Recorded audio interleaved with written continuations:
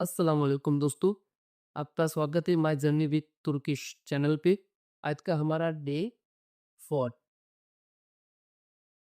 हमने हमारे पिछले लेक्चर में वार पर योग की बात की थी। तो इसके हवाले से मैं आपको एक टिप देना चाहूँगा। अगर हम कहें कल मीटिंग है, अगर हम कहें कल मीटिंग है या फिर कहें कि भी कल मीटिंग नहीं है। मैंने पिछले लेक्चर में सीखा था कि है को हम बोलते हैं वार तुर्किश में, और नई है को बोलते हैं योग। कल को बोलते हैं यारिंग और मीटिंग को बोलते हैं तोप्लांत। टोप्लांट टेक बिना नुक्ते वाला आई। यारिंग तोप्लांत वा, या फिर नहीं है, कल मीटिंग नहीं है, तो यारिंग तोप्लांत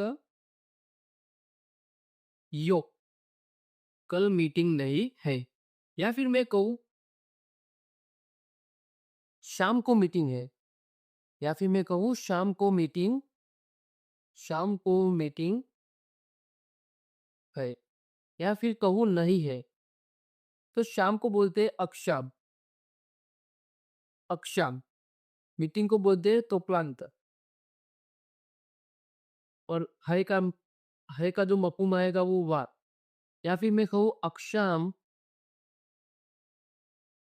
टोप्लांत योग, शाम को मीटिंग नहीं है। देखो, ये सेंटेक्स जो थे वो यहाँ पर लिखने का एक ही रीजन है कि यहाँ पे बात हो रही है कल की, कल मीटिंग है, या फिर बात हो रही है शाम को मीटिंग है।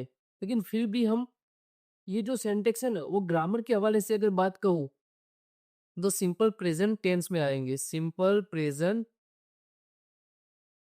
प्रेजेंट टेंस में आएंगे अगर ग्रामर के हवाले से बात कहूँ तो। लेकिन अगर हम इससे को सिंपल, जहां तक मैंने सीखा है, अगर जब भी किसी भी सेंटेंस में है या फिर नहीं है, जब भी किसी सेंटेंस में है या फिर नहीं है आएगा, तो आपको अगर उसे तुर्किश में ट्रांसलेट करना है तो आप वार या फिर योग का इस्तेमाल करेंगे। ये सिंपल एक टिप है। अगर जब भी आपको है दिखे तो वार में तुर्किश में ट्रांसलेट करना है, या फिर अगर आपको तुर्किश में वार और योग दिखे सेंटेक्स में, तो आपको है या फिर नहीं है में ट्रांसलेट करना है। सिर्फ एग्जिस्टेंस की बात कर रहा हूँ, एग्जिस्टेंस के लिए।